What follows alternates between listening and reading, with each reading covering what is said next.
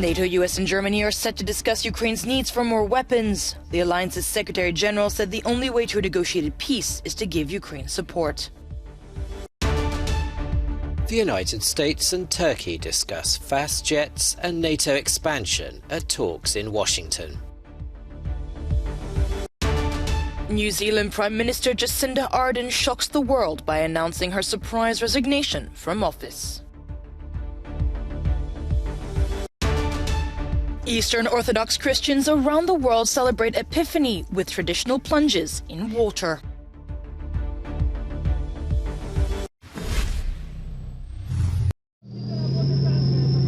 Ukraine is in need of more weapons and more military hardware. The war-ravaged country's Western backers are to meet later this week in Germany to discuss ways to meet Ukraine's needs in its fight against Russia. NATO's Secretary General Jens Stoltenberg, speaking at the World Economic Forum in Davos on Wednesday, said the only way to a negotiated peace is to give Ukraine support. Weapons, they are the way to peace, and that may sound like a paradox, but the only way to have a negotiated agreement is to convince President Putin that he will not win on the battlefield. German Chancellor Olaf Scholz is key to the supply of modern Leopard 2 tanks, top of Ukraine's wish list. Scholz has veto power over any decision to send the German-made military vehicle tanks. It's now being reported he will allow their exports to Ukraine if the United States agrees to send its own tanks. At Davos, he strongly underlined Germany's support for Ukraine. We will continue to do this as long as necessary. And whilst we are doing this and showing that the Ukrainians can rely on our support for their courageous fight, it is also clear that we will avoid that this is becoming a war between Russia and NATO. The supply of tanks is set to be at the top of the agenda at Friday's meeting of the so-called Ukrainian contact group at Ramstein Air Base in Germany. Donors of military aid to Ukraine are meeting in Estonia today. Emergency service workers in Ukraine picking through the wreckage of the helicopter crash that had claimed the life of Ukraine's Interior Minister Denis Monastrisky the day before. The helicopter came down in fog, landing near a kindergarten. A child on the ground was killed along with everyone on board, including several senior officials. I've instructed the head of the Security Service of Ukraine, in cooperation with all other authorized bodies, to clarify all the circumstances of the disaster. Today, all the necessary decisions were made regarding the management of the Ministry of Internal Affairs system. We have lost people who are professionals, patriots, and reliable leaders. On the ground, the police have been interviewing eyewitnesses, trying to piece together just exactly how this crash happened in this suburb of Kyiv. It was very foggy. We heard the helicopter and that the engine was not working properly. We saw it flying lower and lower. We immediately closed the windows and hid in the corridor. Then the explosion. We looked out and everything was on fire. Denis Monastrisky, who oversaw the country's police and emergency services, is the most senior official to die in Ukraine since the war began almost 11 months ago.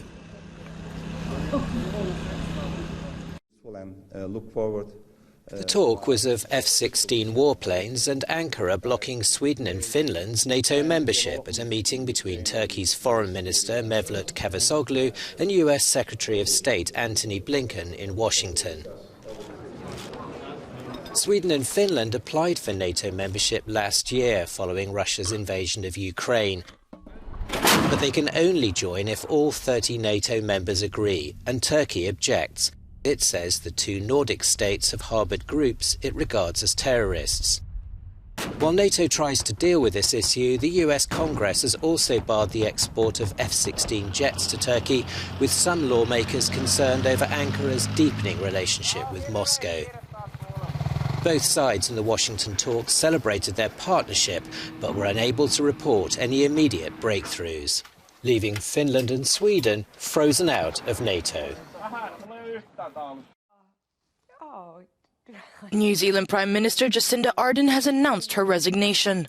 She had been expected to set an election date, which she did for October 14th, but shocked reporters by declaring her exit from politics, all while fighting back the tears.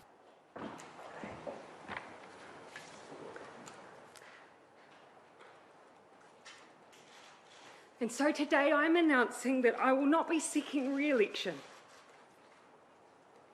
and that my term as Prime Minister will conclude no later than the 7th of February. This has been the most fulfilling 5.5 years of my life, but it has also had its challenges. I know what this job takes, and I know that I no longer have enough in the tank to do it justice. It's that simple. Ardern's leadership has impressed many domestically and globally, steering her country through its worst terror attack and the pandemic. She said she had no regrets and would like to be remembered as someone who always tried to be kind.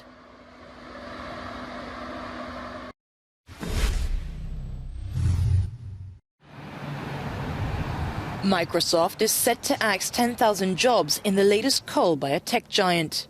It plans to reduce its worldwide workforce by 5%.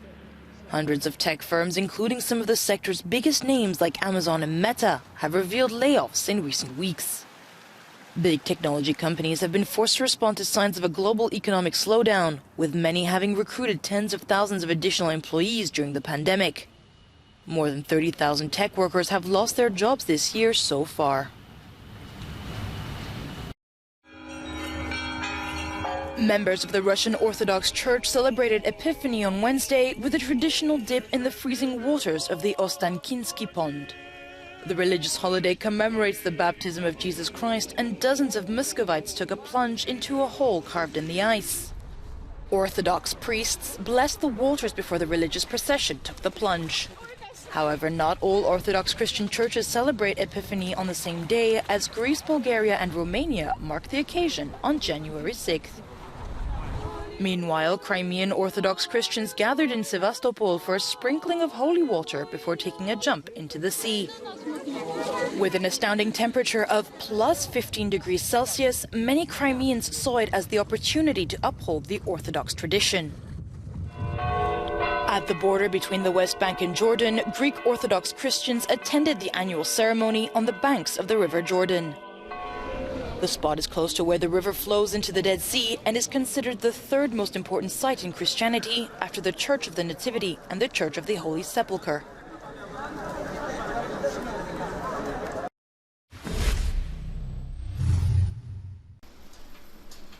The World Alpine Ski Championships will be held in 3 weeks in Courchevel at about 1,300 meters in the Alps. This year's warm winter has not concerned the organizers, who believe the competition will go ahead without a hitch. La température du mois de novembre nous a permis de produire. November's weather allowed us to produce a large amount of snow. À la fin de l'année, au mois de décembre, il y a eu des températures qui nous ont toutes. At the end of the year, temperatures challenged us, but as you can see, conditions are now very favourable. The snow has fallen and the cold weather is back, which will allow us to complete the preparation of the slopes in the best conditions. D'affiner la préparation des pistes dans les meilleures conditions. Most of the installations are set up at the foot of the slope called Roc de Fer, which will mainly host the women's events. Snow cannons cover the track to give the most uniform layer possible. Yannick Favière is in charge of this slope. He describes the unusual season he's experienced.